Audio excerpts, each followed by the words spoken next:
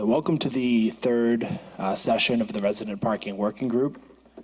In each of the first two sessions, we've had an opportunity to hear from, I'd say, probably about 40 to 50 residents sharing some of their thoughts as we look to make some modifications to the resident parking system in 2018 to make it work best for as many people as possible. In addition to everyone who came, we've also received some input via email and via social media, all of which has been passed on to the parking director's office and has been really helpful. I think what we'd like to try to do today is really hone in on, what are some of the key categories of items that need to be discussed to have our focus sharpened in order to put together a program. We're not going to have a finished product at the end of the day. We're going to probably, shortly after this, maybe have something on paper that can go for review of the City Council or the Traffic Commission to have some further conversations and some amendments. But I think that at the end of the day, today, we should at least have kind of a sharper focus on things. So I'm going to open it up to the city councilors and the parking director to offer their thoughts as well. But to me, there are four kind of outstanding items that I think we need to come closer to a resolution on today. The first is, I think pretty much everyone agrees we need some sort of zone or neighborhood system where it's not going to be a one-size-fits-all resident parking permit system for the entire city. I think the feedback from both elected officials and the public has been overwhelmingly clear on that, that there's different needs in different neighborhoods. But we're going to have to discuss how that zone system is going to work. Is it going to be 3 zones? Are we going to do it by ward? Are the rules going to be different depending on where we are? So I think we need to have some focused conversations on that aspect of it first today. Another thing that I think we need to make sure to discuss today is a guest policy or holiday policy. That's another item that a lot of people have raised some concerns about or offered their feedback on, is how are we going to handle, when people have guests, or maybe 4th of July or Christmas or whatever the case may be, where you're expected to have a lot of guests coming and parking on your street. The third item that we need to have some focused conversations on is the number and price of parking permits. We've seen a lot of different examples in different cities of how that works, where, in some cities it might be free for the first 2 or, free for 1 and $5 for the second and cost more depending on the amount of vehicles you have. Is that something that we want to do here?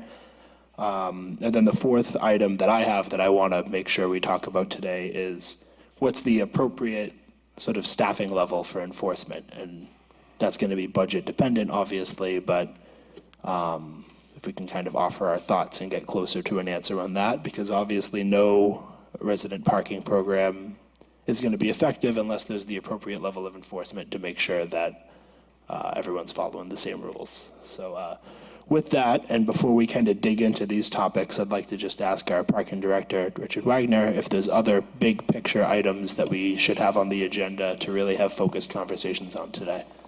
No, Joe, actually, I think you pretty much covered it. I think we could break things up as far as precinct by precinct and deal with the council members to address the needs of the citizens in those precincts. And I think the biggest challenge is really the guest policy. How do we properly issue guest passes? And it's not just holidays, it's weekends, it's every day. It's, people have guests, they have people coming to visit them. So we need to really focus on how we can effectively put in a guest pass program. Great. Oh, sorry. And just to kind of clarify for the viewing public, and we have some folks here, the way we're going to try to structure this conversation today, and we are going to see if our city councilors present have some other sort of big picture items they want to put on the agenda. But I want to kind of bring up each of these topics, have everyone that's here offer their thoughts on it, open it up if anyone that's in the audience wants to talk about that specific piece of it, and then at the end of it, have sort of a concept that it's not going to be written in stone, but something that we're leaning towards that we can try to put down on paper and bring back before the public for review before too long. So with that, before we get into how we're going to structure this zone system, I don't know if our counselors here, maybe starting with Arthur, Councilor Granasso, have anything else they want to put on the agenda? Well, Joe, I think you've pretty much covered it all, and I think it's very important you start off with the zone of neighborhood system, and I think it would be the proper manner to do it would be by wards. Because why I say that is councilors at large that represent the whole city, they don't have any basis. They have the whole city that they have concern with. Ward councilors have the basis of an area known as a ward, and they have a more direct impact with the neighborhood based on the many years of service that I've had.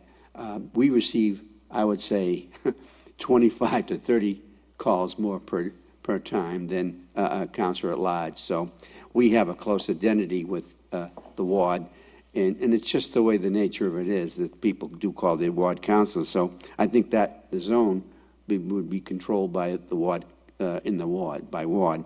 And I think as far as guest policy, talking to a gentleman just prior to this meeting, he has a concern about it, and then rightfully so. There are occasions when you do have many folks, birthdays, holidays, and whatever, that you have many guests coming to your home.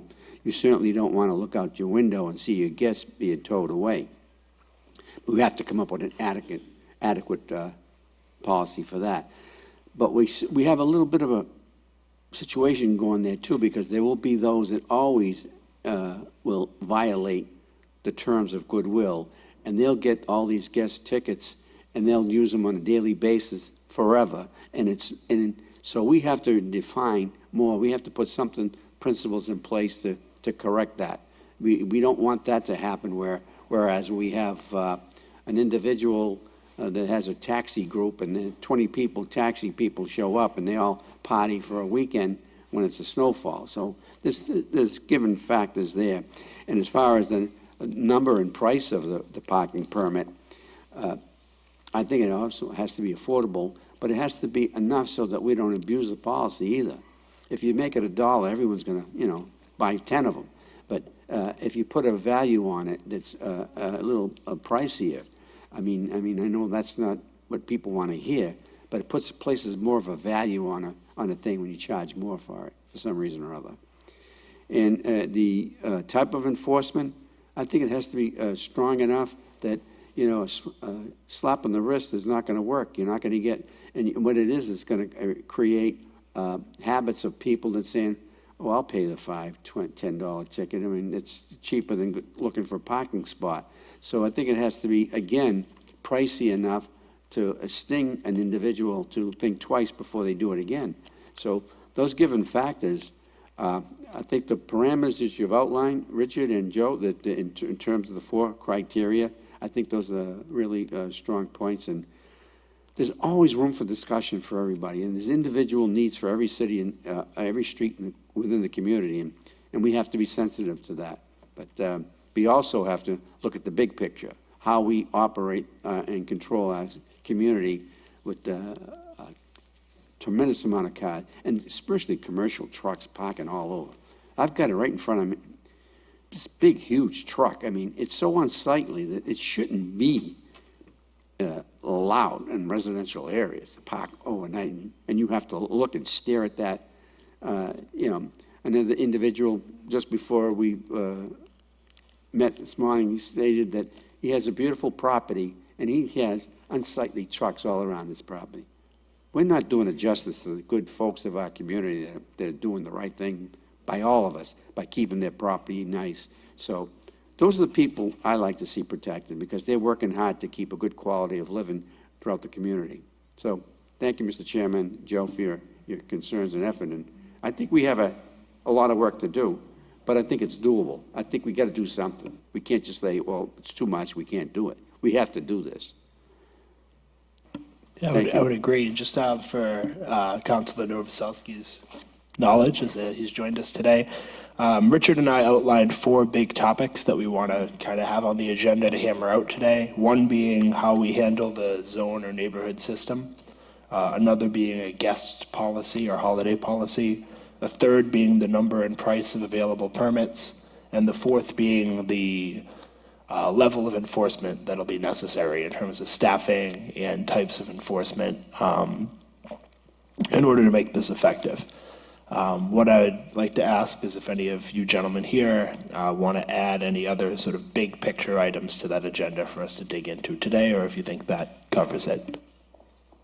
Thank you, Mr. Chairman, and Joe and Mr. Chairman. Sorry I'm late. I don't have much to add because I think those are four good targets to start with.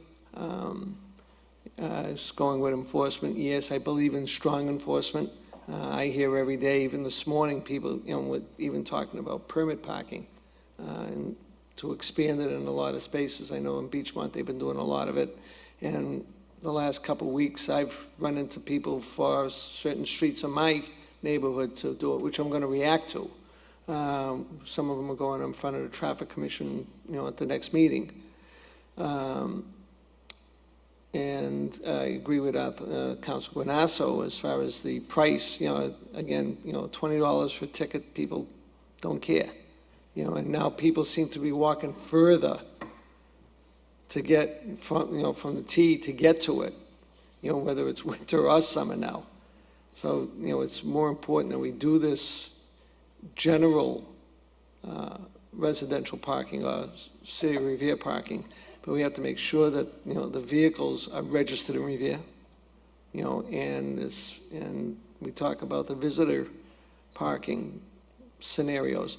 People are copying cards. They're giving them to their friends to go into Boston. It's not for a visitor for their house anymore. And so, if there's some way that we can stop that, if we had to reduce it or increase the cost of a visitor parking space. I know many, many years ago when they first did it, they didn't want to impose on the residents because of other people coming in from out of the city. But now those people are taking advantage of it. So maybe now we have to increase the cost and even reduce the number of visitor parking spaces and do them with some kind of code on it that shows, whether it be a barcode that can be read by the machines, to double check where the people live, where they're from. Right, we need to introduce technology. Right, to the exactly. system. So, that's one thing we have to look at, and increase that kind of stuff. So, another thing that hasn't been mentioned that, believe it or not, is winter snow removal parking, which we've been talking about for multiple years. I think that's a topic for another, that's a topic for a full meeting, I think, at some point. We That's definitely- okay, and yeah. I have no problem with that, but I just want to get it on the boards, because I know we've been trying to get the Traffic Commission to come up with some kind of agenda on it, and I think it's important for snow removal and people, because actually this residential parking thing is affected by that, and the visitor parking is affected by that, because we lose so many parking spaces.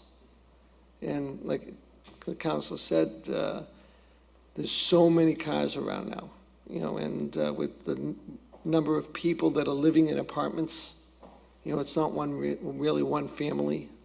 It's 2 or 3 families, and each one has 2 or 3 cars in it.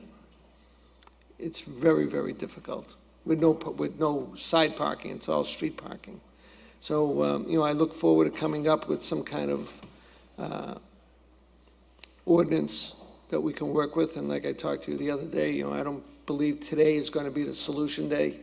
I think this is a longer period of time that we have to keep discussing this thing.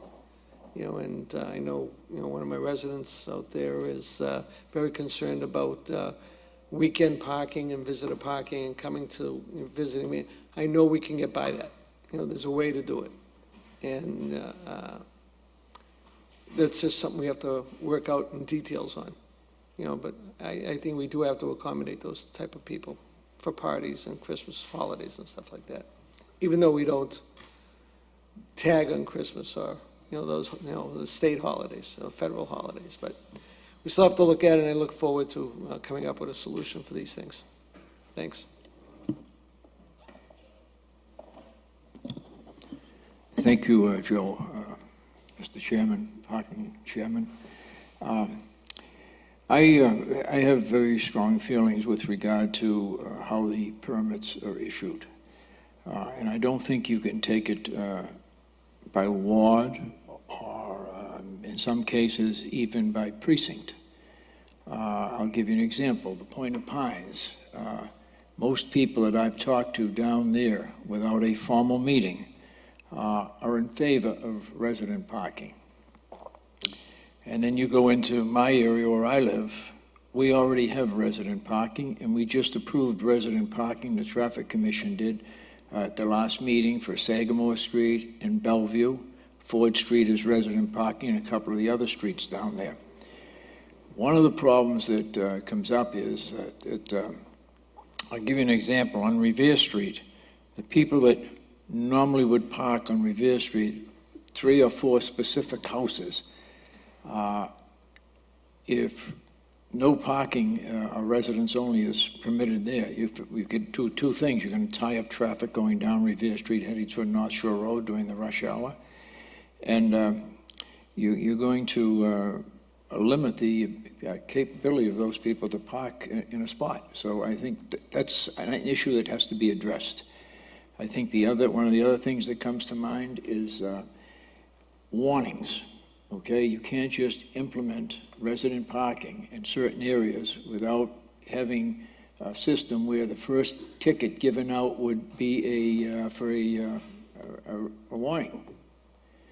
It's it's just not fair. The other thing that we haven't talked about is the cost of the signage that will have to go into every area with regard to resident parking, and our capability to get that signage up there. It's not something that's going to be done, in 3 or 4 days. It may take a good month or so. I know I was one of the sponsors originally when I got elected of the street sweeping program, and I know it took us a considerable amount of time. In fact, it was done by a private contractor, I believe, to get that signage in place.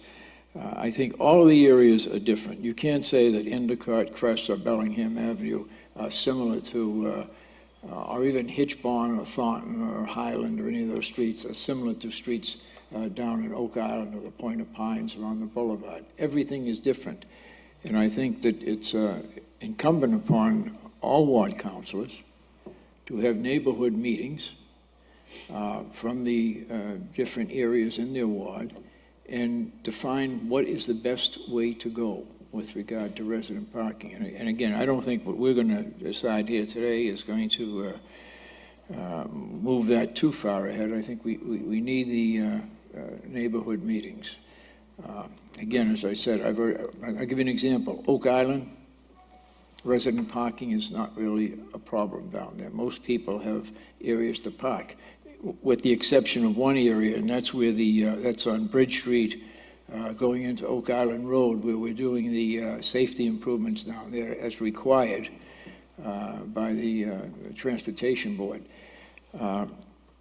But down there, we're creating 8 new parking spaces, which probably will be done by the end of the week, hopefully.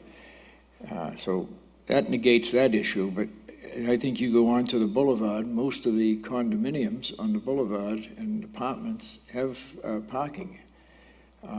The other area, and it troubles me too, and it's something we really have to look at, the city council does, is when we issue a permit for a building, that there be a clause in that special permit, and I'm not looking to issue too many, believe me when I tell you, but there should be a clause in there that if they're required to have X amount of parking spaces, that those parking spaces be included in the tenant's rent. You can't just say, we've got parking as required, but we're going to charge you $150, $175 a month.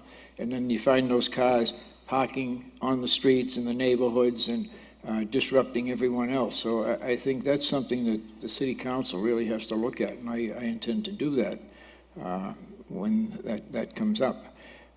The other area I have that would probably, resident parking would probably work would be down in the Immaculate Conception area, down on Library Street and Vinyl Street and Sewell Street and those streets down there. So I really don't have too many areas in where resident parking wouldn't work. I think the people that are affected more by that would be, Councilor McKenna or Councilor Novoselsky, because of the many multiple family dwellings there that were put there years ago. And the parking was not in place years ago, the requirements for those areas. And I think even Councilor Keefe here may have some areas like up on Vane Street or Lincoln Street and areas like that. So my intention is once we decide just where we're going, I'd like to have neighborhood meetings, maybe one at the Point of Pines Yacht Club, maybe one at the Jack Satter House, and maybe one at the high school, which encompasses my area, to get input from the residents and come to a consensus.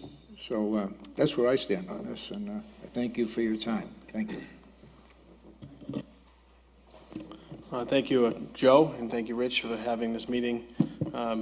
I agree on the few buckets that you put or the subcategories that you put this meeting into, and I would only add, much like Councilor Powers, is the signage and maybe discussing the implementation dates as well, implementation costs. Understandable that doesn't have to be discussed today, but that's something that we should look at putting out there as a hard timeline to, at some point, and communicate as early as possible as we can to the community on when we intend on implementing it. So, like I said, we're not going to decide that today, but we should get that out there. The sooner the better, and how we're going to implement it. Are we going to do signage? Are we going to do entryways into the city, announcing that we have permit parking, etc. The biggest thing that I wanted to focus on and make sure that everyone knows, and I appreciate the people that have come here today on a Wednesday early in the day. We've had 3 meetings. We purposefully did that on different days. We did it on a Tuesday. I believe we did it on a Thursday in the evening after 6 p.m. And we also now did one on a Wednesday during the day. So we could get people that maybe couldn't make a nighttime one come to an early one, and vice versa, couldn't come to an early one, come to a PM one. So I've been doing a lot of research on different cities that have implemented this, and most often it was done behind closed doors. It was a process that was implemented without a lot of community feedback. But I want to make sure everyone recognizes that this will be the 3rd meeting that we're soliciting community feedback. There's not going to be any real full decisions made today, but it's important that we get what the wants of the community is. I've heard it in my short time as a counselor that the parking issues they're tough, and we understand that the city is getting a little bit older, but a lot of these homes were built in the 30s, 40s, and 50s, or even earlier, and they weren't necessarily meant for the modern family of today that has 2 to 3 or 4 cars. So that has obviously made things tighter. With these areas that we want to focus on, I cater for my whole family on Christmas Eve. I cook for about 35 people at my house, and we probably have, I don't know, maybe 10 cars that day.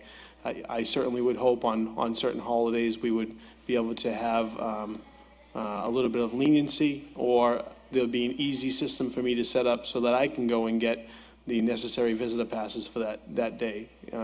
Because we want to be able to have those family traditions. So I don't think there's any intention from the Parking Commission or the council or the mayor's office to try and stop that and inhibit that. So I wouldn't necessarily be too worried about making that an issue.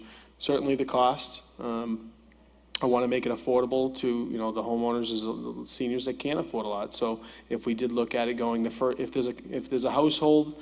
And there's a senior couple living in there, and they have one vehicle, I think that we should look at those types of situations as probably being no cost. And then the houses that go from the 2nd to the 3rd vehicle, it would be maybe just be a slightly increased rate. It goes from $5 to $10, and then $10 to $25, or whatever it may be, for those additional permits per year. Obviously, the biggest area of focus that I would want to spend my time on is the enforcement, because we can do all of these programs, and if we aren't able to enforce it, or if we don't have the correct staff on to enforce it, then they're meaningless to everybody. We're talking about the commercial vehicle piece right now, and I know that that's not necessarily this meeting, but we just rolled that out as a city in July, I believe July 1st, and the enforcement's been good, but it's not where it should be. So if we do this parking program, we all know that there needs to be a high level of staff, and again, doing some research from some neighboring towns, I got anywhere from 20 to 30 parking enforcement officers on duty year-round.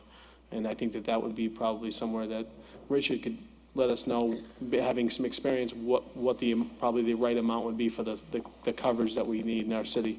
And then the last piece is, obviously, I would be in favor of the zones. And it doesn't, I get it, I'm a ward councilor.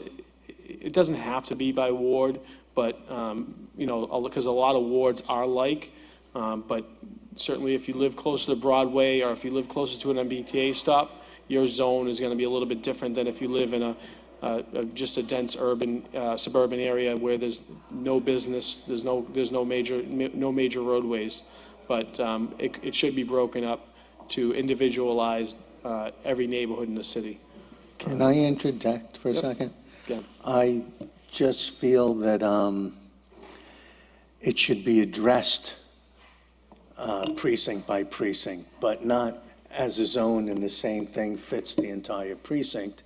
It should be addressed street by street, but address each precinct at a time rather than a shotgun approach and try and do something in this part of the city and that part of the city, the other part of the city. Agreed. Yeah, a block by block approach is probably the best way to go Block by about block it. approach. Right. And that's all I have. Sure. So I think that's a good segue into really digging into the zone system as our first kind of item. And what I think where I'm at and where a lot of this conversation has kind of led to is, I think a concept to start with is, the wards are a term. It's something that's familiar to everybody and something that people know. And that can be a starting point, in terms of having a parking permit within that ward. And I think that what I would sort of propose, and I'd be interested in the thoughts of both the people up here and the folks watching, is we sort of start with a concept of a permit by ward, and start with the concept of everywhere where there's resident parking, so everywhere in the city. Sorry, there we go. That it would at least overnight, require a permit for parking. I know that that's how it is in Chelsea, for instance, and a lot of other communities. And then I think the onus and the sort of obligation would fall upon the ward councilors in the next, coming weeks and months to go out there and, through a series of meetings and other ways of soliciting feedback, see what kind of specific circumstances are needed within your ward in terms of streets that are near the T-stops or bus stations or anything else that might require some restrictions during the day. I know that we have some areas that are resident parking only from like 7 a.m. to 12 p.m. now, or resident parking only for the entire day. I would agree that that's something that's probably going to have to fall on a street-by-street basis, because just because something's in the same ward doesn't mean it has the same kind of characteristics. Ward 4 is a good example of that. If you're near the bus stations, you could have a lot of commuter parking, but if you're not, that might not be an issue, and it might really just be the overnight. I think Councilor Keefe could probably speak to some of the circumstances there, and I know Ira as well with Ward 2. So that's kind of my thinking on this, and I don't know if either anyone here or in the crowd would have objections to that, but I think a starting point should be, permits that indicate the ward, a system that's based on that primarily, but that, and where everywhere, regardless of where it is, there's going to be overnight restrictions where you need to be, registered in Revere and have a Revere parking permit to park in the city overnight. But there may be some additional streets and some additional areas where that restriction should be in place during commuting hours or during the day. And that's something that's going to have to be a neighborhood conversation within the wards that we should have pretty quickly. The only other thing I would add to that, and I think we need to talk about this as well, is whether, my thought is, for simplicity's sake, even if we were to say, some of those streets in Beachmont near the T are resident parking only during the day as well, in addition to at night. Do we want to keep having it so that the name of your street is on that permit, or is it just if you have a Ward 1 permit, you can park within Ward 1 during Ward 1 resident parking times? My inclination, and this is just me speaking for me, is that, is yes. I think we've had some concerns about people don't necessarily like having the name of their street on their parking sticker. I think I have some sympathy for that. And also, the odds are you're not necessarily going to see people go 2 streets over for commuter parking. I don't know, maybe some other people can offer some thoughts on that. So I just want to open that up, but I think that's where I want to start with, and then Point of kind of information, if I modify may. from there. Point of information, if I may. I know that we were issuing permits down on Neponset Street, and they had specifically Neponset Street on them. However, if you lived on the corner of Sagamore, that first house, you could park on Neponset, and vice versa on the other streets. But I think you have to be specific to the street, because if you don't want people coming from other sections of the city, even, they pay taxes and everything, to come down and jam up the streets that may be closest to the beach. I'll give you an example: Arcadia Street, Ellerton Street, York, Argyle, those streets down there. I mean, you don't want people coming from, with all due respect to my colleague here, Ward 4, coming down there and parking their vehicles there all day and displacing a resident that's already paid for a permit down there. Right, I would agree with that, and I think that what I think is we would definitely agree that there would need to be different permits by ward. So if you have a Ward 6 parking permit, that doesn't entitle you to go park next to Beachmont Station. I think, or Revere Beach Station, or take your spot at the bagel bin. Point of information, Joe. I think the same token holds within any area, based on the fact that I don't want someone, in fairness, I live on Martin Street, and all my neighbors have their homes. Now, if someone lives on Boston Street, and they're gonna come park on Martin Street, because they don't want any, they want to free up their street, I think it has to be an identity with each street. I honestly believe that that's going to be the fairest way, because you're going to have, especially during snow problem times, people have this permit, and they're going to feel to have the luxury of parking anywhere they want within the community. They're not going to park in front of their home. They're going to park in front of somebody else's and make sure that their plow comes in, plows their area. It's sensitivity completely, I understand that. But put the whole picture together. We have a whole city to run and organize. And I think the only identity you could is place a name, a number with the street, and that's where you park. I'm not saying I have to park in front of 2 Martin Street, but I certainly have to park on Martin Street. I think that's the most fairest way. So from a technology and sort of enforcement perspective, We have a gentleman, a citizen in the audience that's waving his hand. I think he'd like to talk. I think we need.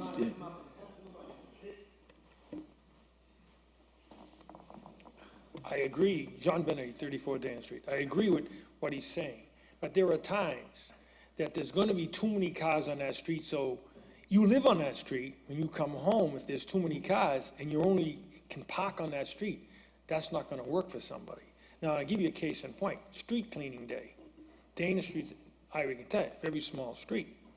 You can only park Tuesday on the right side, following Tuesday on the left side. Now, that day, there's no place for everybody to park on one side. You have to go to another street. It's impossible. Am I right? So I can see, you don't want to make a big area for everybody to come to it. Like you say, you can maybe pick Dana Street, part of Garfield Ave, part of North Shore Road you can park on, besides your own street, which you pass.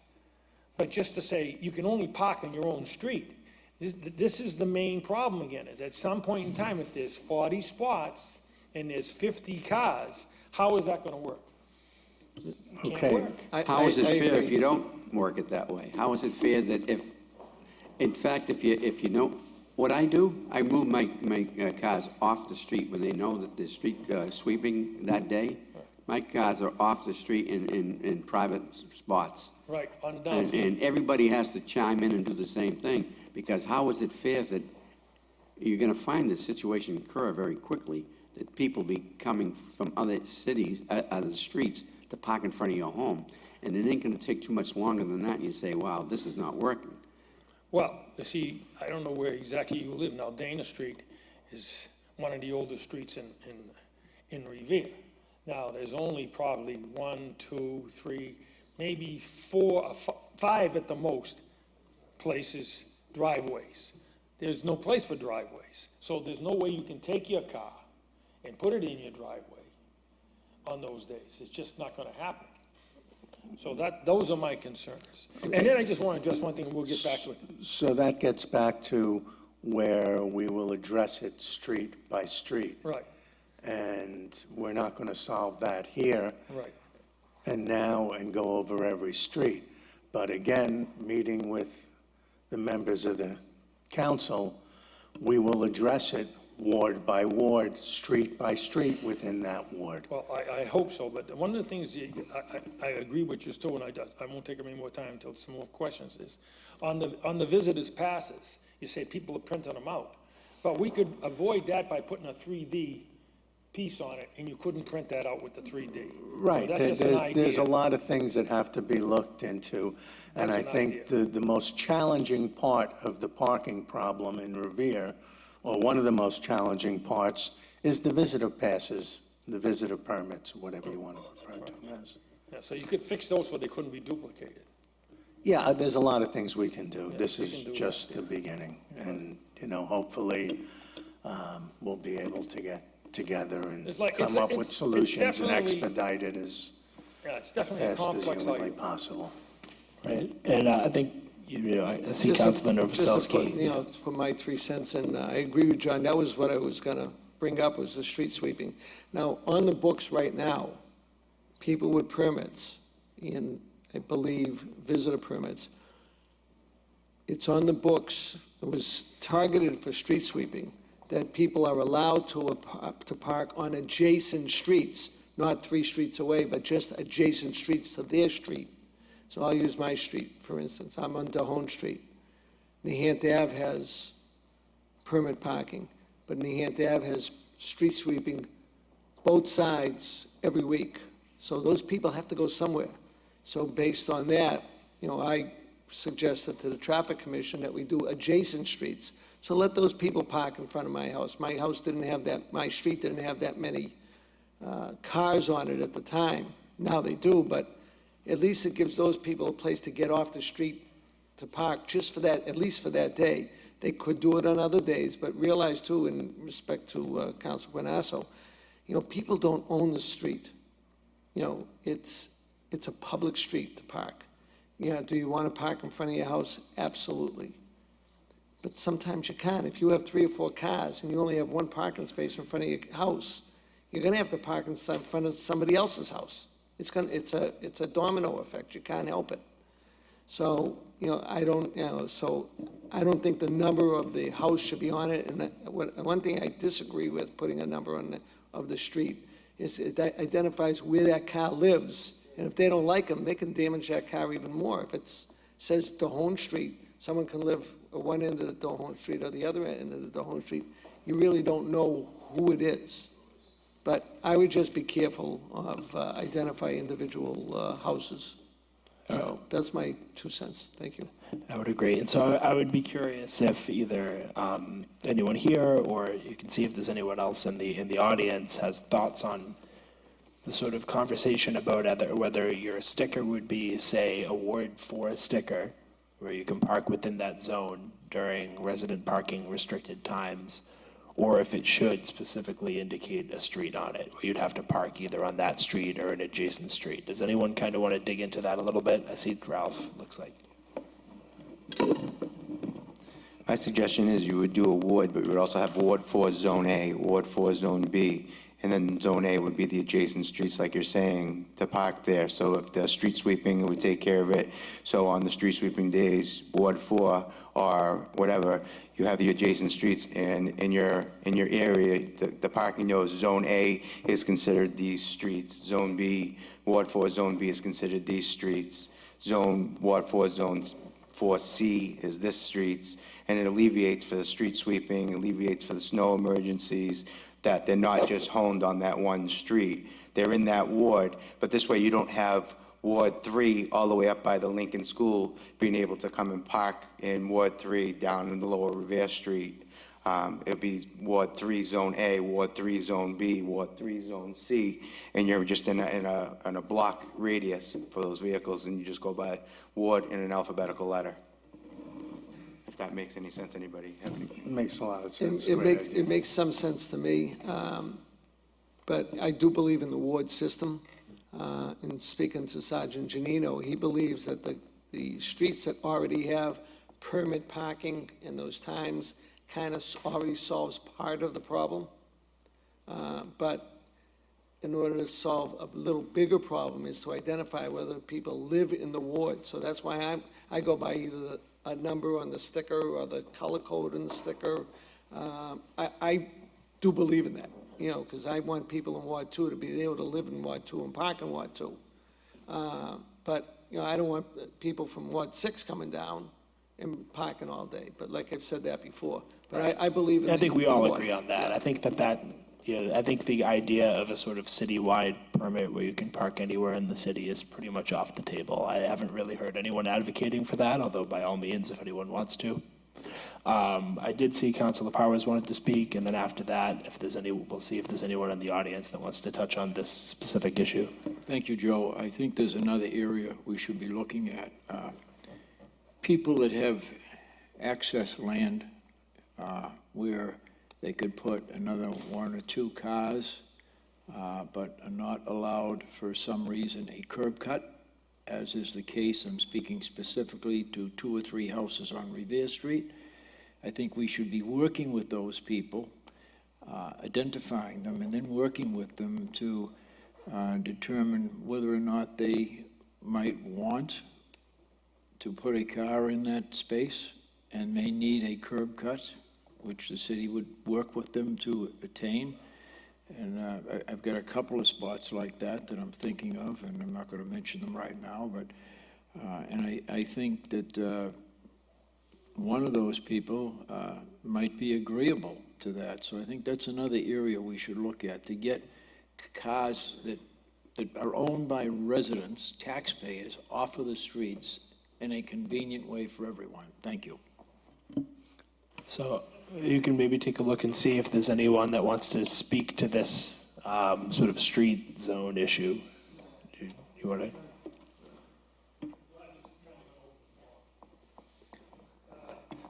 That's a good solution, but only if he creates 2 parking spots, because the minute you make the curve cut, you took away 1 spot, so you need to put 2 cars in that driveway, at a minimum of 2 cars. Otherwise, you really defeated the purpose of having the curve cut. Other than for snow removal, it would be fine. Right?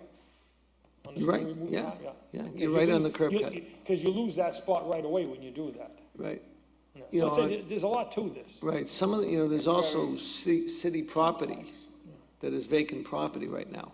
I think It's on open. Revere Street, like he was saying, on Revere Street, absolutely. Side streets, maybe not so, but Revere Street, where we designated 2 lanes, one going left, one going right. There are people, years back, used to have enforcement. Now you see staggered traffic all the way up Revere Street. Allowing those people a curb cut to get those removed, give them, it's fairness, they live there, they have to park their car someplace. So now we're telling them you can't park there. So let's let them, that street only, and streets like that throughout the city. But I don't say go on the side streets and start doing this, because, as the gentleman stated, you know, to put 1 car there, you're removing, you know, you're not doing enough of justice to what we're trying to do. But I think Revere Street for sure, allowing that right turn to take place safely and allowing the homeowner a place and a right to park their car. I think it's perfect. Good point, Councilor Powers. I'd like to just throw out one thing, is, in the future, coming up 10, 15 years, whatever it might be, is we're gonna need more parking for the city of Revere. So maybe one of the things the councilors and the zoning board should be looking at is if we get a piece of vacant land or a house that's been foreclosed on and the city can purchase it at a reasonable price, to think about that as for parking for the neighborhood. Because you're gonna, at some point in time, that's what's gonna come.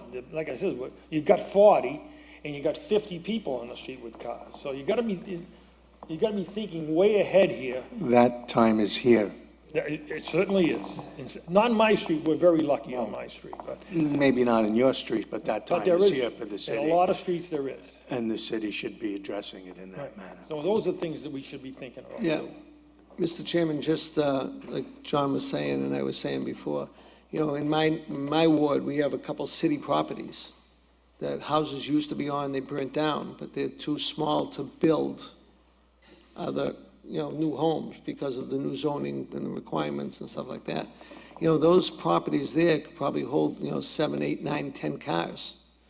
And I think that's something that the city ought to think about, paving them, let people get their cars off the street. I don't know if we want to put some kind of restriction on it to oversee it so they don't park cars there all day long is one thing. I know Walnut Ave is one open lot.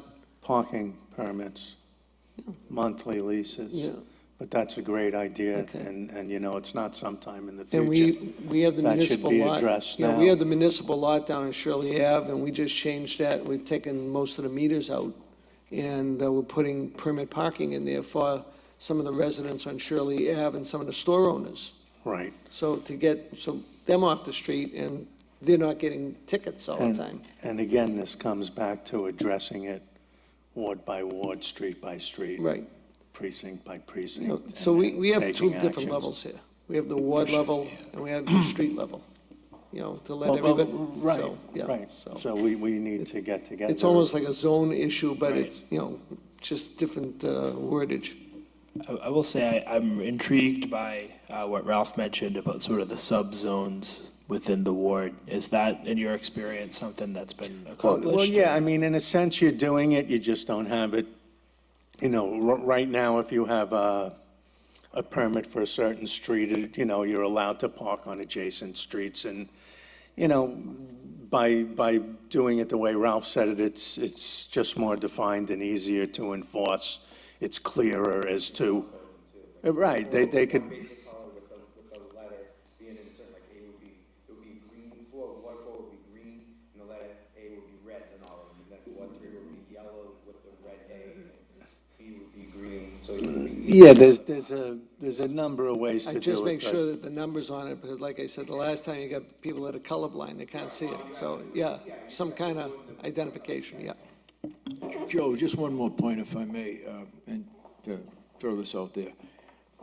When I speak of working with people in the city, in your ward, your area, we had an example of that down in the Point of Pines just recently. A fellow from, originally a Revere resident, and a businessman in Revere, was living in Linfield. He decided to come back here. He bought a huge lot down there. And as you know, parking is tight down there on some of those streets because it's all, for public safety reasons, it's all one-sided parking. So he was building as required because of the flooding down there, slab on grade. So he came up with a very good idea to park 4 cars under his house. But to do that, he needed a 2-foot variance on the height to go from 30 to 32. And the zoning board of appeals worked with him on that, and as a result, we now have 4 cars that are gonna be parked under a building that would normally be on Wetton Avenue or the other intersecting street down there. So that's what I mean when I talk about working with the neighborhoods and working individually in areas. I think that's very important. Thank you. Thank you. So, were there any other members of the public that had commentary on the sort of zone or ward system? Well, I see 1, 2, 3 people, 4 people that haven't spoke yet. Is there anyone that would like to voice their opinion, ask any questions, make any comments?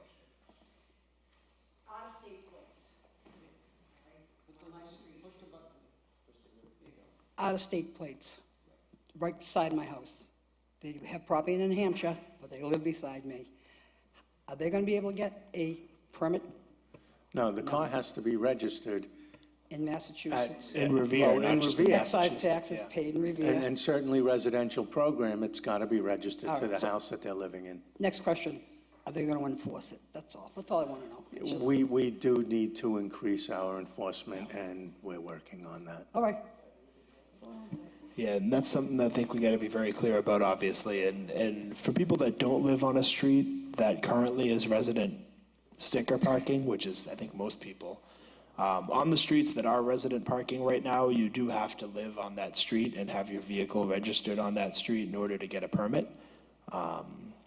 It causes some consternation if people don't have their vehicle registered there, but that's just the appropriate way to do it. You know, you need to make sure that it's fair, that the car is registered there, and not only is that our policy, that's, you know, what the RMV says as well. If you live at a certain address, that's where you need to register your car.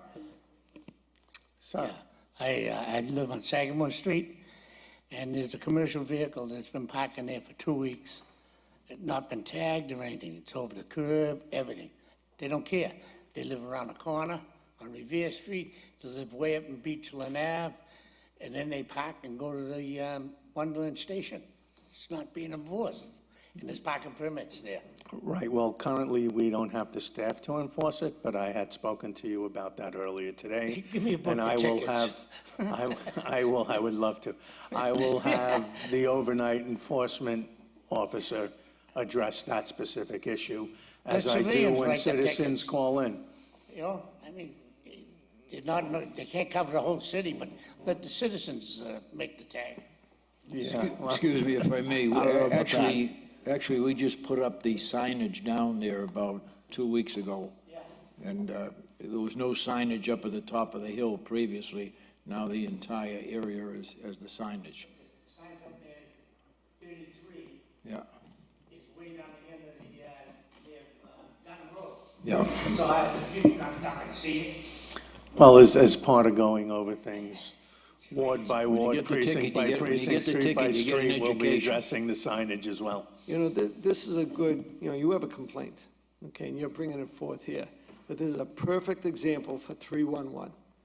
Call 311, okay, 781-286-8311. Call it in, they call, send it over to the parking people, and they will react to it. May take a couple days, but they will react. 311 is the key thing, and I tell everybody, we had the ribbon cutting yesterday for the system, and we encourage everybody to go to 311, go on their app for Revere 311. You can do it right from your app. I'm a big supporter of it, I'm a big user of it. You know, or you can go online to revere.org, and there's a site right there to key into it. So I encourage everybody, if you have complaints, use it. It works.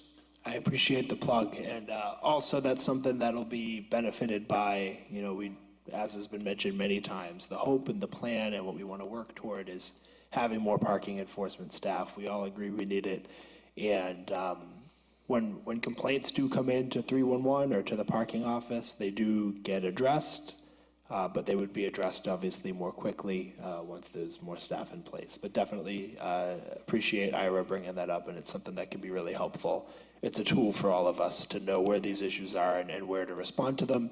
You know, as much as we'd like to think that, you know, over the course of the day, you know, maybe our parking control officers can see all the problems that are taking place. Realistically, if there's 1 or 2 out at a time covering a large city, that's not always going to happen. So obviously your assistance in calling 311 and using the app is very helpful. So just to kind of hone in a little bit on this before we move on to talking about the guest policy, I think what would be nice to see happen here is, and unless anyone objects, and that's what I kind of want to know about, is we can take this general concept of zones within wards have the counselors take that back to their neighborhoods, and we can talk about how you want to arrange meetings, or however the case may be, or however it is that you choose to solicit feedback on how to divvy up those zones, and also what the specific policy should be within those zones. You know, a zone that's right near the T is going to have maybe different resident parking only hours than a zone that's not right near the T or that's near the beach. And it's also possible, I know Councilor Patch isn't here, but for Ward 6, you might not even need subzones, for instance, or you might only need 2, whereas in Beachmont, you might need several to deal with the different needs. So I think that that's a concept that we should kind of roll with and use some neighborhood conversations to sharpen. Are we all kind of on the same page with that, or any kind of last thoughts on that before we move on? Yeah?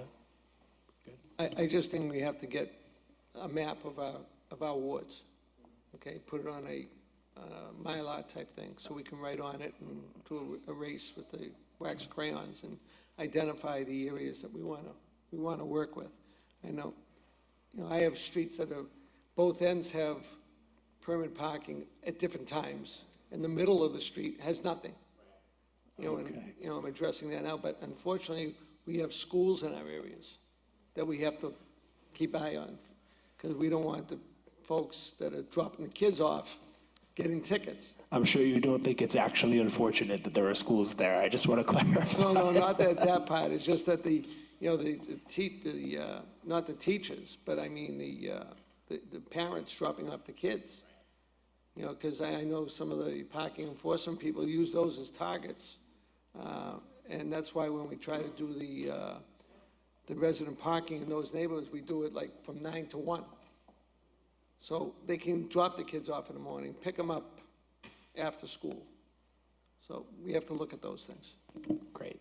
All right, so while this is by no means a finished product, I think that in the coming days, our office will work on drafting a sort of first pass at how a zone within ward type system would look, and then the onus will be really on some further neighborhood conversations to sharpen that and what the hours are going to be and what the zones are going to look like. So I'm glad that we're mostly on the same page on that, and we can definitely take some feedback to make it as best as it can be. So let's move on to the guest policy. Richard, I know we have a guest policy now on the streets that are resident parking. If you want to just kind of outline how that works and how we enforce it. So each property is issued 2 guest passes if they request them. And that's a maximum of 2, and it costs $2.50 per guest pass per year, which I think needs to be addressed. And I mean, that's really it. You're allowed to use that visitor's pass for 10 days in a row per vehicle, but it's an active pass for all 30 days of the month. It's just not allowed to be used in any one vehicle for more than 10 days in a row. So realistically, anyone could do anything they want with that pass once it's in their possession. If they live by the train and they have a friend that lives outside of town, he could just give them that pass and they can park and hop on the train. So that, again, that's going to be the most challenging thing, is how to issue and how to control the visitors' passes. And right now, I don't have an answer to that, and I think that's something that we need to look into and put more thought behind and come up with something that's a lot better than what we have. Yes, sir. I'm a pain in the ass. All right. On the Only to visitors- me. Only to you. On the visitor's pass, is that, like you say, is 2. Is that going to be 2 per car or per household? It's 'Cause like, per household currently. I have a 2-family. All right, so my daughter lives downstairs, so she. Well, 2, I should say,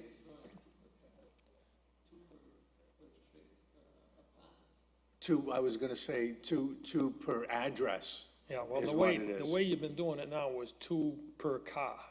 So you're going to change that. I'm not aware that it was 2 per car, because by Yes. no means should it be two per car? It should be two It's two per per. car. Okay, well, then that's something we need to address and change, providing that's what everyone wants to do. I was under the impression that it was two per address. So if you had a two-family house and it was, 106A and 106B, that would be two addresses, and you would Well, you would be but- issued four. The other problem with that is a lot of those houses are not registered like that. They're just, like my house is just Right, well- 34 Dana Street, and it's a two-family. Right, so, Now, like the house next door to me, the old Corin house, now like there's 8 people now living in that house.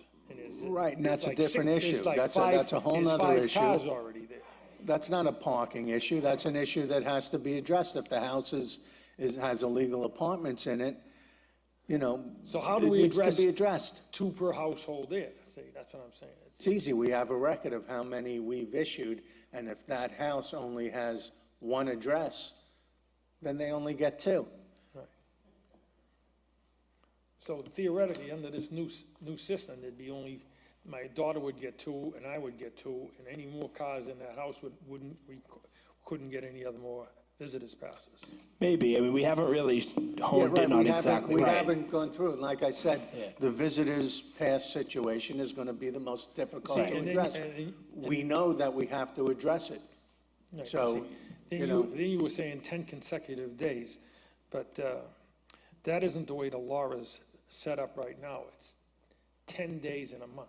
If you go Correct. I over think 10 you days Is in that a the way the month. Yeah, I law's think you set up? Because misspoke, I'm getting yeah. conflicting information. Yeah, Yeah. yeah, I'm getting conflicting information. right. I think, and that's part of the reason why we need to have a new ordinance, is that everyone agrees that the current one is not adequate. We made some changes to it this year in terms of using those barcodes to track how many days a vehicle's been there, but. And we don't have realistically, currently, we don't have the technology, regardless of how that's set up, whether it's 10 days for one car in a row or 10 days for the month, we really don't have the technology to track that, unfortunately.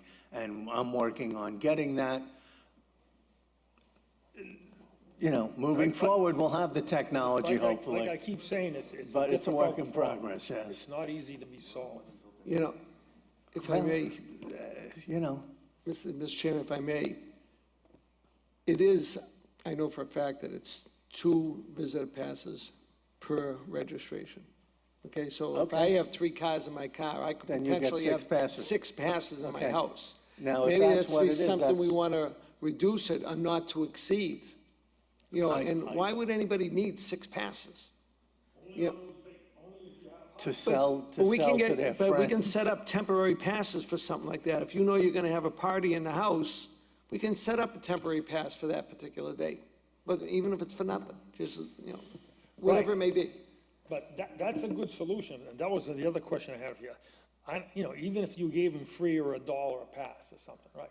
But like sometimes I'll be having a 4th of July party, and you've been to my house, so you know what the situation is there with. I know I can't park in the street or in the neighborhood, right. all the way up to Broadway with you.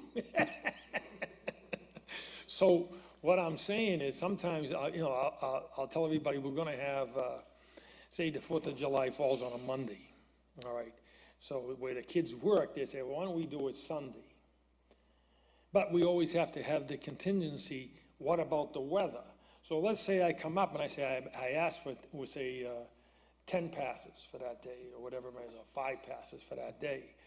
Can we have that worked out, so if we could, you'd give you you would have the option of using them for 2 days. Either we say it was on the 4th or Yeah, on the we 3rd. give you a rain day, Yeah, because those are the things, a lot of times we don't have parties on certain, I'll tell you, I'll call you, the weather guy says it's gonna be beautiful this weekend, and you know how that turns out. Sure, I mean, we can even base it on what you're gonna serve. Yeah, okay, well, we have. As long as we have a everybody's lot- invited. Right, and of Come on course, down, whether or Ira's not come I'm for a hot dog invited. a few times. There you go. Right. Yeah. But, Or just take the seat. right, but So I think that, you're right, this is gonna be the most difficult part to hash out. I think that, just first of all, just so everyone's clear, we don't have enforcement out on 4th of July, Christmas, on the day of, right now. Right, so I any of think these we- yeah. holidays you're concerned about, Yeah. don't worry about it. No one's working and no one's getting Well, tickets. one thing that, and I think we all agree that that's how it should be. I don't think anyone wants parking control running around on Thanksgiving, giving people tickets. If anyone wants that, feel free to speak up. One thing that I've noticed in my research on other cities and towns is some do and some do not enforce resident parking on like a Sunday.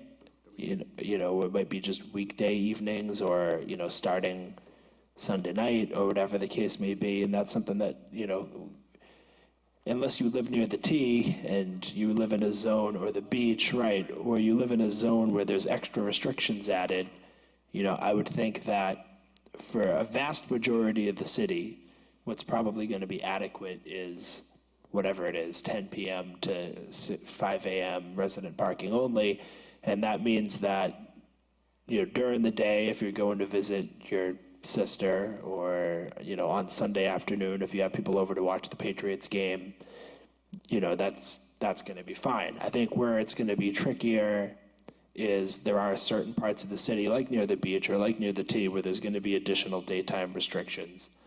And that's where it's really going to be more of a, you know, we have to figure out how people are going to get guest passes. Now, I personally think that as far as long-term visitor passes go, curious for thoughts on this. I think the fact that we have, the way we have it now, where you get a sort of carte blanche visitor pass that can be used for whatever purpose all year, that doesn't make any sense to me. I don't know if that's normal outside of Revere. I haven't seen any examples of it. Usually it's more specific, like someone asked for a guest pass for this particular day or whatever, this particular event.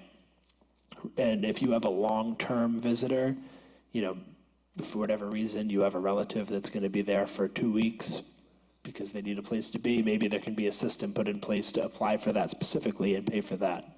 I don't know if I think there is now. I think if someone knew someone was going to be in for a month, for instance, for helping a family member or whatever it may be, they can go up to the clerk's office and get a temporary dated visitor pass, check with Ashley on that. But I think we have done that in the past. I don't believe that it's really on the books per se. Yeah, it's That's a token that, you know, they have the right to do that. And even beyond that, we're talking about contractors coming to work in your house. You know, I have contractors work in my house. Thank God I have parking for them on my driveway. But there are vehicles on the street during the day that people working in someone's house and they're getting a ticket. You know, Well, but they could during get. the day, there shouldn't be, for permit, for residential permit. residential parking. Right. And that's something where they can also go up to the clerk's office and get temporary Well- permits for those vehicles coming to park. I A lot think- of people don't know this. I think Yeah, but that's it's where the something we have to visitor's put in. pass comes in. The homeowners should, you know, when they pull up to come into the house to do their repair work, should give them the The visitor's problem pass there to put in. is, the problem there is, and the girls are doing their job, but if they see a residential visitor permit in a window of a contractor, they'll tag them anyway. I think you're talking about a very sensitive issue here that could possibly never be resolved in one conversation. I think You're right. every You're right. individual need is required and different. I don't think we're going to appease everybody. I think we just have to come up with a general platform and go from there. Because, you know, to satisfy individual needs is almost impossible. So just a general structure that, and there are going to be people that allow people to stay in their homes forever. And so are we going to feed to that? There's a lot of it occurring in our community now that people are joining in single families, 4 and 5 families to a household. Are we going to get all parking, resident guest parking for them too? So again, the fabric of what we're trying to do is diminished. We're not achieving a purpose here. So But you still have those exceptions to every well, rule. there's going to be a million exceptions for sure. And I mean, understand just that. to resolve this in one conversation is impossible.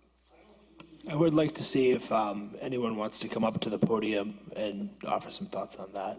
But while John's coming up, and I know it's a long-term solution, but here's another, Is there get it- crayons involved? what? Are there crayons involved? No.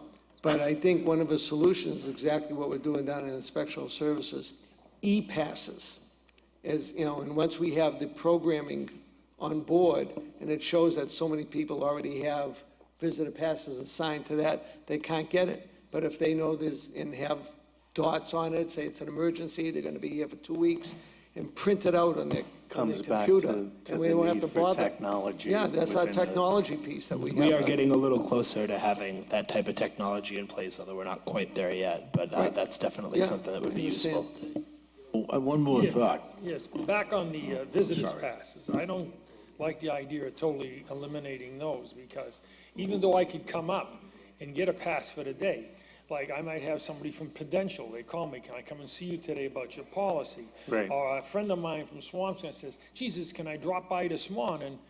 And I have the visitors pass, I can't be, how am I gonna run up to City Hall? So I feel the visitors pass. No one's suggesting that 10 we days a totally, month. no one's suggesting that we eliminate Yeah, that, 10 okay? days a month, I can understand, The- you don't want to have them all Right, month. so in today's meeting, we're not going to solve that problem. No. That is the toughest thing to deal with as far as the parking problem in the city of Revere.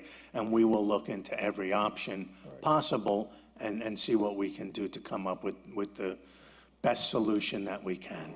So, Right. you know, we can't keep discussing this all day long. That's It's- right.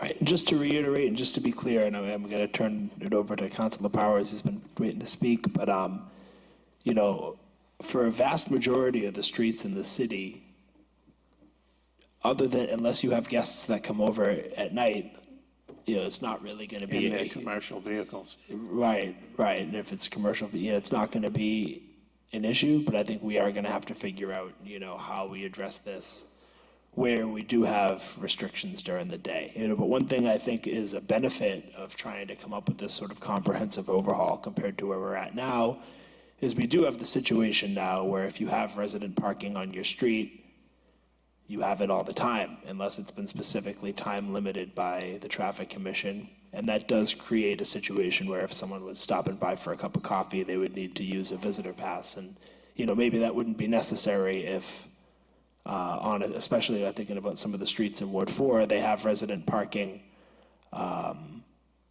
mostly for the overnight needs, not so much for commuter needs. So it's definitely something to discuss. Councilor? One more thought, and then I'm leaving. I have another engagement. Getting back to contractors, perhaps it might work if when a contractor was going to park in a neighborhood, obviously if he's doing work, he's required by ordinance to pull a building permit, that he gets the contractor pass for a specific number of days, whether it's a deck or an addition or something, and that's, That's something they have. this but- way here, we get some of these contractors to come up, and hopefully all of them to come up and pull permits, and we can get the permitting fees also. Thank you. Right, thank you. And I think that was great, yeah. Any other thoughts on this topic? Thank you, Bruce. So we'll have to come up with, we'll have to hone in on this a little bit more sharply in some further conversations. So really quickly, we're not done yet. I'm not letting you go yet. I want to just talk briefly about number and price of permits. You know, I think that in a lot of cities, you get at least the first one for free. And I can say that, at least from the administration's perspective, we'd want to make sure that at a minimum, you know, one would be available basically for free, since right now you don't need to pay to park, you know, on most streets unless it's, what's it, $5, I think, for a resident parking permit on streets that have it. But you start to get into the issue of, you know, when the households have 6, 7, 8 cars, and how do you handle that? So thoughts, suggestions, opinions? I have a quick thought on that, too. A lot of people right now that have driveways are parking on the street. If you charge a minimal amount, they're gonna just get the permit just to park on the street. I think if you give it away for free, they'll get the permit for the first car. I wouldn't give it away for free. You're enticing them to not park in their driveway. I agree with you. So the idea is to try and get people to have driveways to use their driveways. That's perfect, because we get that everywhere, but aside of that, realize, the price of the permit and the visitor passes originally were put in just for administrative costs, way back when they first started it. If it's something now that it's gonna be beyond that, if it's, I don't know, $25, say $25 for a car, for one vehicle, and $10 or $15 for visitor pass. It's just a thought, but, then people are gonna say, why do I have to pay $25 to park if they don't have a driveway in front of my house or on the street? Right, and it's a balancing act. I will say that, I think some manner of fee at some point is reasonable, just because, the streets aren't free. They are not private property, they are public property, but it needs to be fair. There are people that do need parking permits, they might not have a driveway, or they might only have space for one car, and, realistically, that's not gonna meet their needs. So it's a balancing act that needs to be And considered. realizing too that seniors get them for free. And that should remain, I think we all agree right, with yeah, that. it's, as far as the ticketing for that, if $20, should be, what's the pay, what do we pay now for a ticket? I think it's $20 It is for 20, resident. then we raise it to 30. Stop these people from coming in, because they only pay they don't even want to pay the $5 down at the T. Right, well, so if you raise it to 50, they certainly won't park there. That's correct, like we did with the Yeah, street sweeping. absolutely. You've noticed that with the street sweeping, all of a sudden, people are coming in and, it's got their attention. They don't Right. stay in bed, because for $20, they stay in bed and say, it's only For $20. non-permit, if they have to pay 50, I don't have an objection to that. I don't know about the other councils, but, in my neighborhood, in order to keep them out of there, like I said, they keep moving further away and up the street. That's why I keep increasing my permit parking Towing. areas. Towing's very effective. Towing is very effective. Yeah, but we don't do that anymore. Well, you don't do Unless it it's anymore, in- but, Unless that's it's always in an option. violation, in multiple violations that they haven't paid. But it's an option, no parking, Did we towaway ever, zone. did we ever think a whole new subject of booting, Booting's a possibility, booting that's cars. very effective. like Boston did? I don't know, I don't know how far we want to go. Yeah, that's, yeah. I just, I think that, we don't need to get all down the path of street sweeping and everything like that right now, but, the level of enforcement is something that we'll have to talk about, but I don't want to get too far off topic right now. Just Right. No, because I that could understand. be its own meeting, and a whole separate topic of conversation. But I I think think- that what we should do is we should draft up and put out for review when, councilors go out to their neighborhoods, some sort of structure, that builds up from, something minimal or free to begin yeah, with. I think we ought to something that- reduce the number of visitor parking passes allowed with the sticker. I think 2 is too much, and limit it also per apartment, rather, household. If you have a 4-family house, they're each entitled to 1 visitor permit. I know they could probably borrow the other people's if they wanted to, but. Which is fine, that works great in between them. Yeah, so, because 2.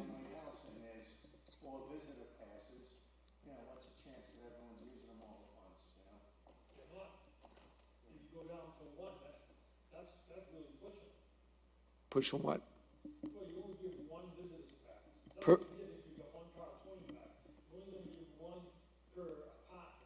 that's correct.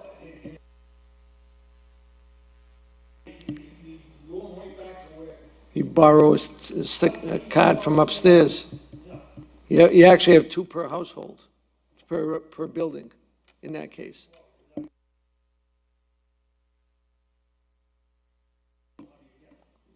I would add, though, that once again, on a vast majority of streets, this would not be an issue during the day.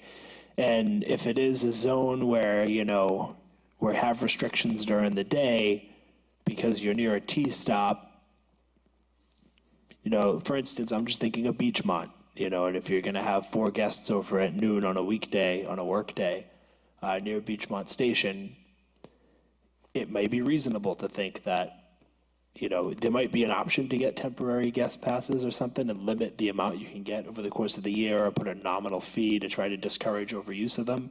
But also your guests, if you're living near Beachmont Station, could park at the parking lot there and walk a couple streets. You know, I think that's, well, right, and that's why with seniors, you generally waive fees, you know, but that's all things We'll that get them yellow are worth being bikes. considered. Three-wheel bikes. Right. And, okay, so we'll have to put together something on paper for that. That can be discussed further, but I think it's good to get that feedback. And obviously, we're never gonna fully resolve the guest parking issue to everyone's satisfaction. You know, we could resolve it to some folks' satisfaction here and keep it as flexible as possible. Then there's gonna be other residents that are upset about that because they think there's too many guests on the street and preventing people from parking on their street. So there's no perfect solution.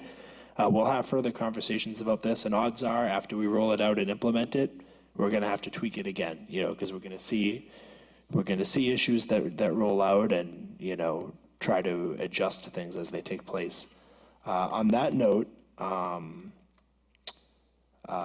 one of the other agenda item that I had, we've already talked about it, so we don't need to dwell on it too much, is appropriate level of enforcement. More. I think we all agree on that, and that can be conversations that we have going forward. Any other thoughts, suggestions, comments before we wrap this up? Can we have guest parking people that tag neighbors?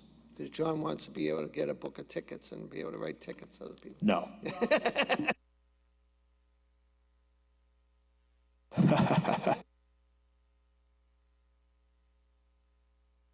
All right.